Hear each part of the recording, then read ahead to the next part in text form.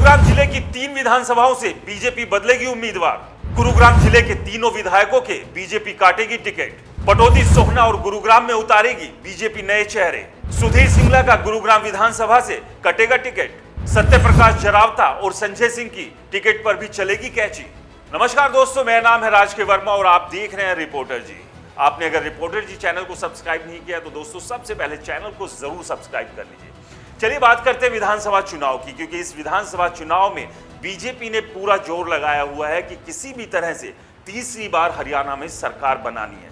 तो वहीं कांग्रेस भी खुलकर चुनौती दे रही है, क्योंकि कांग्रेस ने लोकसभा में 10 में से 5 सीट जीती थी, जिसके बाद पूरी की पूरी कांग्रेस उत्साहित है और उन्हें पूरी उम्मीद है कि इस बार सत्ता से बीजेपी को बाहर करते हुए वो एक बार फिर से हरियाणा की सत्ता में बैठने में कामयाब रहेगी। लेकिन विधानसभा चुनाव का यह मुकाबला ना तो कांग्रेस, ना तो बीजेपी, ना बाकी दलों के लिए इतना आसान है, क्योंकि चुनौती हर किसी के सामने है।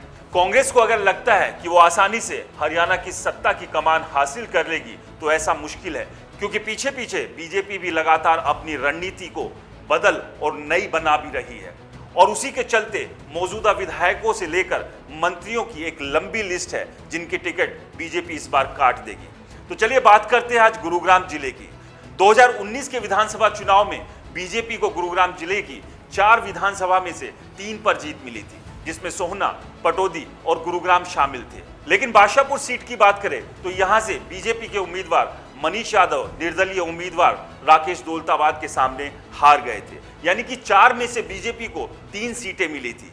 अब ऐसे में सवाल यह है कि क्या 2024 के विधानसभा चुनाव में इन तीनों सीट पर मौजूदा विधायक और मंत्री को एक बार फिर से बीजेपी रिपीट करने जा रही है, या फिर तीनों के तीनों मौजूदा विधायक और मंत्री के टिकट इस बार बीजेपी काट देगी। क्योंकि जो जानकारी मिल रही है उसके मुताबिक गुरुग्राम हो, पटौदी हो या फिर सोहना, अगर सर्वे की भी बात करें, इन तीनों ही सीटों पर मौजूदा विधायकों के साथ बीजेपी की राह आसान नहीं है। यानी कि अगर मौजूदा विधायकों को बीजेपी टिकट देकर 2024 के रण में उतारती है तो बीजेपी के लिए 2019 के परिणाम रिपीट करने आसान नहीं होंगे, यानी कि ये तीनों की तीनों सीट भी बीजेपी लूज कर सकती है। तो वहीं बादशाहपुर की बात करें तो बादशाहपुर पर भी कड़ा मुकाबला यहां पर टिकट की दावेदारी को लेकर है। राव नरबीर सिंह से लेकर मनीष यादव, कमल यादव और भी तमाम ऐसे नेता है जो लाइन और कतार लगाकर खड़े हुए हैं और उन्हें उम्मीद है कि बीजेपी टिकट देगी। लेकिन एक बार फिर से बात करते हैं तीनों ही विधानसभाओं की। दरअसल इन तीनों विधानसभा पर मौजूदा विधायकों के प्रति लोगों की खासी नाराजगी है, चाहे फिर गुरुग्राम की बात कर ले, पटौदी की बात कर ले या सोहना की बात कर ले।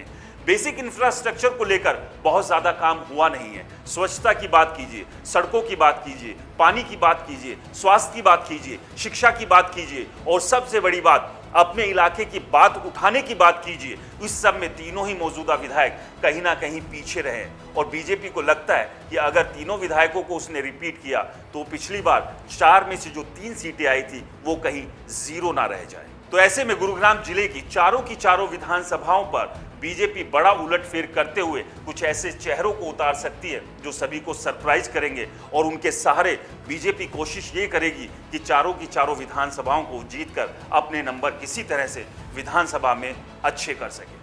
आपको क्या लगता है, हमें कमेंट्स कर जरूर बताएं। रिपोर्टर जी चैनल को अगर आपने सब्सक्राइब नहीं किया है तो दोस्तों चैनल को सब्सक्राइब करना ना भूलें, क्योंकि हम हैं हरियाणा की आवाज़।